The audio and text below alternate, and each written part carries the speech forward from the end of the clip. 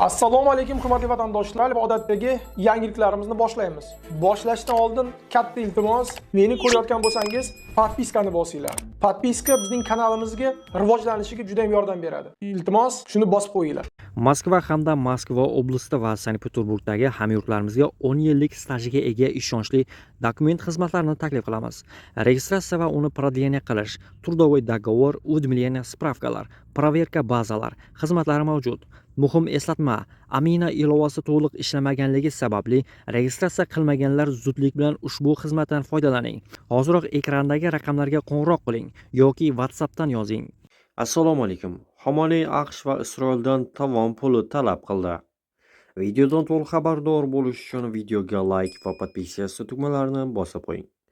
Eron oliy rahbari Mujtaba Xamenei AQSh va Isroilni tajovuzkorlar deb atab, Tehron ulardan yetkazilgan zarar uchun albatta tovon puli talab qilishini bildirdi. Bu haqda Xamenei Fars nashriga bergan intervyusida so'z ochdi.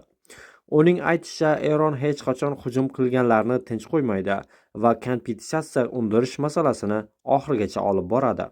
Xamenei shuningdek Hormuz bo'g'ozining boshqaruvi yangi bosqichga o'tganini ma'lum qildi. Bu masala Eronning AQSh bilan muzokaralardagi asosiy talablardan biri hisoblanadi.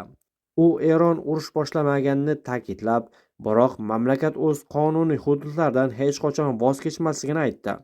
Shuningdek, u Eron xalqini jang maydonidagi shartsiz g'olib deb atadi. Qolaversa, Eron yetakchisi Fors ko'rfazi davlatlarini to'g'ri tomonni tanlashga va aldov va'dalarga uchmaslikka chaqirdi. Qayd etish joiz, 8-aprel kuni AQSh va Eron 2 haftalik sulhga kelishgan edi. AQSh prezidenti Donald Tramp Washington barcha harbiy maqsadlarga erishganini va Tehrondan 10 bandli taklif olganini ma'lum qilgan. Ma'lumotlarga ko'ra, to'g'ridan-to'g'ri muzokaralar 10-aprel kuni Islomobodda o'tkazilishi rejalashtirilgan. Tramp esa sulhning asosiy shartlaridan biri sifatida Hormuz bo'g'ozining ochilishini ko'rsatgan.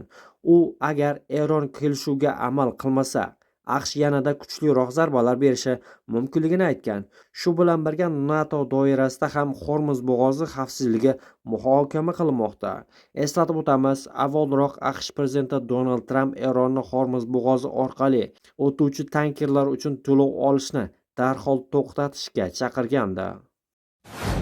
Eron Islom Respublikasi prezidenti Masud Pezeshkian Isroil hujumlari oqibatida bombardimon qilinayotgan Liviya xalqini qo'llab-quvvatlashini ma'lum qildi. Bu haqda u 9-aprel kuni o'zining X ijtimoiy tarmog'idagi sahifasida yozdi.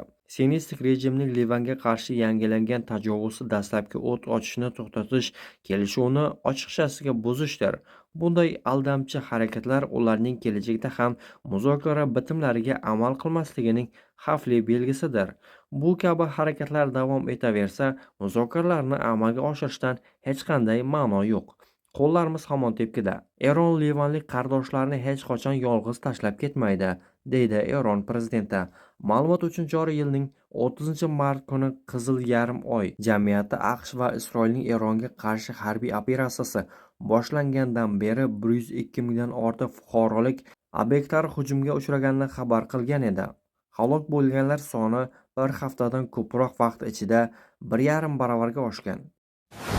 Eron tashqi ishlar vaziri Abbos Aroqchi AQSh Isroil bilan hamkorlik borasida yakuniy to'xtamga kelishi kerakligini ma'lum qildi. Bu haqda u 9-aprel kuni o'zining X ijtimoiy tarmog'idagi sahifasida yozdi. Aroqchining so'zlariga ko'ra, AQSh Yaqin Sharqda o't ochishni to'xtatish yoki Isroil vositasida harbiy mojaroni davom ettirishdan birini tanlash kerak. Eron va AQSh o'rtasidagi o't ochishni to'xtatish kelishuvi shartlari aniq va tushunarli. AQSh tanlov qilish kerak. O't ochishni to'xtatish yoki Isroil orqali urushni davom ettirish. Ular har ikkisiga bir vaqtning o'zida erisha olmaydilar, deb yozdi Aroqchi. Shuningdek, uning bildirishicha, dunyo Livandagi ommaviy qotilliklarni kuzatib turibdi. Endi to'p AQSh tomonida va dunyo ushbu mamlakat o'z majburiyatlarini bajarishini kuzatmoqda. Eron Hormuz bo'g'ozini yana yopib qo'ydi. Eron Isroilning Livanga qilgan hujumlariga javoban Hormuz bo'g'ozini yopdi. Bu haqda kecha 8-aprel kuni Fars xabar berdi. Islom inqilobi qo'riqchilari korpusi bilan aloqador bo'lgan Farsning xabar berishicha, 8-aprel kuni 2 ta neft tankeri Eron ruxsati bilan bo'g'oz orqali o'tgan bo'lsa-da, endilikda harakat to'xtatilgan. Livan sog'liqni saqlash vaziriga Isroil tomonidan amalga oshirilgan aviazarbalar to'lqini oqibatida kamida 112 kishi halok bo'lgan va 837 kishi jarohatlanganligini ma'lum qildi.